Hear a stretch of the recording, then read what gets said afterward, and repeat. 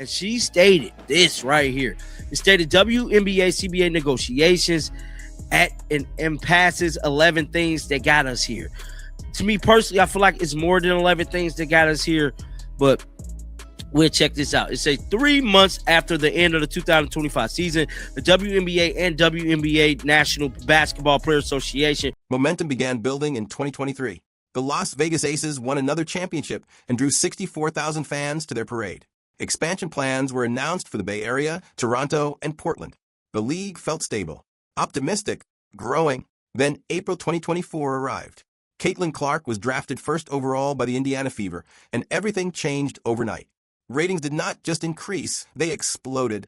Attendance did not just improve, it transformed. Clark averaged nearly 3 million viewers per game. Not for special events, not for finals.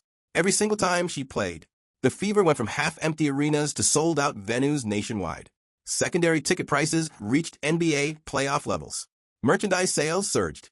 Media coverage intensified. And while all of this was happening, players were still earning a base salary of roughly $76,000 in their first year. That contrast reshaped the conversation. Players were no longer asking for hypothetical future value. They were witnessing massive revenue generation in real time. The gap between visibility and compensation became impossible to ignore. For the first time, players felt the league's growth in their daily lives, but not in their paychecks. That is the emotional fuel behind the current negotiations. The leadership. So how are you feeling about the leadership? Yeah, I mean, nothing has changed since then, but I feel really confident in our PA and where we are with internally with our players and the future. Just in that the conversation has been had now. People are seeing, I think that change needs to be had. It's coming from so many different directions that so many people feel this way. And I think we're just really excited for. This is where the negotiation becomes truly complicated. Players are asking for higher salaries, expanded benefits, revenue sharing tied to media deals, improved travel, healthcare, and long-term security. After the past season, those demands feel reasonable. The product exploded. The audience showed up. Ownership does not deny the growth, but they argue the money is not yet available. The WNBA has been subsidized by the NBA since its inception. The league claims it still operates at a loss, even with the Caitlin Clark surge. Future media deals are expected, but not finalized. Expansion fees are coming, but those are one-time payments, not recurring revenue. Players are negotiating based on value being created now. Ownership is negotiating based on cash that actually exists today. That is the fundamental conflict. And until those two realities align, the risk of a lost season remains very real. 2022. Now, what also happened that they should have reported on in this article is that Kathy Engelbert sold about 15% of the league, I believe, in 2022, if I'm not mistaken. Now, do they talk about her selling the WNBA? Here we go, right here. WNBA gave up 16% of equity stake, muddying the waters of its ownership structure. 42% of the league is owned by the WNBA owners, 42% by NBA, and 16% owned by other investors. Now, some critics have called out Kathy Engelbert for To understand how the WNBA arrived at this moment, you have to rewind to January 2020. That is when the league and the Players Association agreed to what was widely described as a groundbreaking collective bargaining agreement. It introduced higher salaries, better benefits, and long overdue improvements to working conditions. But it also included the prioritization rule. That rule, fully implemented in 2023, forced players to choose between the WNBA and overseas leagues. Those who prioritized international play faced suspensions. Players were not thrilled, but they accepted it in exchange for long-term growth and stability. In 2022, the league raised $75 million in outside capital to accelerate business growth and marketing. On the surface, this looked like a turning point. More investment meant more exposure, better infrastructure, and a path towards sustainability. But that same year, a critical decision was made that now looms large. Commissioner Kathy Engelbert sold 16% of the league's equity to outside investors. Ownership was restructured. 42% to WNBA team owners, 42% to the NBA, and 16% to external investors. At the time, critics warned the league had been undervalued. Those warnings proved accurate. The equity sale happened before Caitlin Clark entered the league, before record-breaking ratings, before sold-out arenas, before the value of the product fundamentally changed. By selling equity early, the league locked in a valuation that no longer reflects reality. That decision now complicates negotiations. Ownership cannot retroactively reclaim equity. Players cannot ignore that value was given away before they ever had a chance to benefit from the growth they helped create. This is not just about salaries.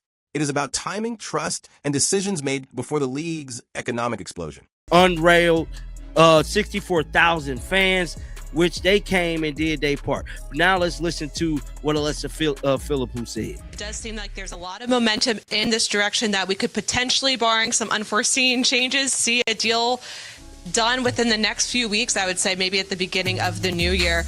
And it seems like the WNBA, the league, this is actually not something they would just not only be supportive of, but this might have actually been their preference all along for the Sun to end up back in Houston. If you remember, Kathy Engelbert, the WNBA committee. Listen carefully to what players' union representatives are saying right now, and more importantly, listen to what they are not saying. At the unrivaled press conference, Michelle Mecca-Aumack delivered a message filled with optimism, unity, and confidence. She spoke about change coming from multiple directions. She described the future as bright. She emphasized internal conversations and collective resolve. What she did not do was mention progress. There was no reference to narrowing gaps. No indication that ownership and players were close to an agreement. No timeline offered.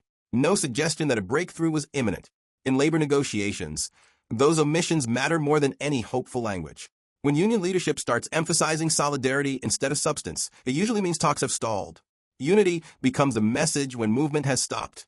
Confidence becomes a shield when leverage is being tested. This is not unique to the WNBA. It is a familiar pattern in labor disputes across sports and industries. When agreements are close, negotiators talk about momentum.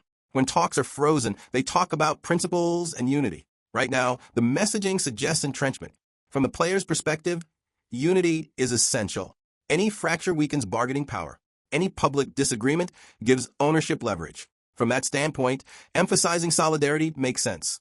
But it also signals that compromise is not currently on the table. Negotiations are not failing because the sides cannot communicate. They are failing because both sides believe time favors them. The players believe public pressure and momentum will force ownership to concede. Ownership believes financial reality and structural control will eventually bring the players back to the table. When both sides believe patience benefits them, negotiations freeze. That is where the WNBA finds itself now. Not in chaos, but in a dangerous calm. The kind of calm where deadlines are missed, statements are carefully worded, and no one wants to be the first to blink. The problem is that the calendar does not negotiate. Seasons must be planned. Arenas must be booked. Media partners need certainty. At some point, silence stops being strategic and starts becoming destructive. And the longer this impasse lasts, the more real the threat of a lost season becomes. January 31st passed quietly, but its consequences are anything but. No agreement was reached. No compromiso emerged. The WNBA and the Players Association missed a critical deadline, and now the league finds itself standing at the edge of a scenario that once seemed unthinkable, a future without a 2026 season. This is not media exaggeration or online panic. This is a real labor impasse with real structural consequences. If a new collective bargaining agreement is not reached, the league could face a work stoppage that halts everything. No games, no schedule, no momentum, and most importantly, no platform for the very stars who just elevated the league to its highest point in history. A lost season would mean no second-year Caitlin Clark phenomenon, no Paige Bucher's sophomore campaign, no debut for expansion franchises in Cleveland, Philadelphia, and Detroit, markets that were announced as proof that women's basketball had finally crossed into sustained growth territory. Entire business plans, marketing strategies, and media agreements are now hanging in limbo. What makes the situation especially painful is the timing. The WNBA just experienced the most successful year it has ever had in terms of visibility, attendance, and cultural relevance. Ratings surged. Merchandise exploded. Ticket prices rivaled NBA playoff levels in certain markets. For the first time, the league felt like it was entering a different tier of relevance. And yet, despite all of that momentum, the league is now paralyzed by a disagreement over how to divide money that, in many cases, does not formally exist yet. That is the core tension. Players are negotiating based on perceived value and future revenue. Ownership is negotiating based on current financial reality and historical losses. Both sides believe they are acting rationally. Both sides believe the other is being unreasonable. The result is a stalemate with consequences far larger than a delayed agreement. This is not just about numbers on a spreadsheet. This is about whether the league can protect its most valuable moment or allow it to slip away because timing, trust, and expectations fail to align.